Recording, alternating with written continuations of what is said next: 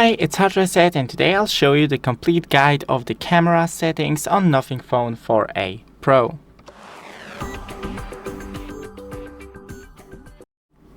So first go into the camera mode, and then we have the photo. We right here have the zoom. You can select the zoom or just swipe with 2 fingers. I accidentally changed to video, but of course in photo it works too.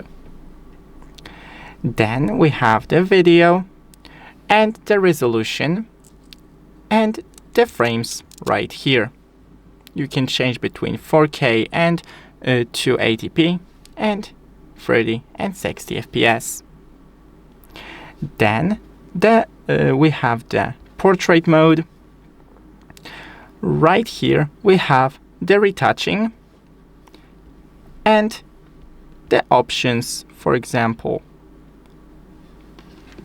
I'll show like this. Right here we have the shades. So that's the picture I took. Then go into the more. We have the night photos. Remember to keep your phone steady when you take the night pictures or use the tripod.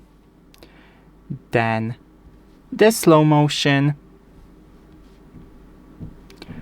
time-lapse video that you can right here choose the interval, panorama photo,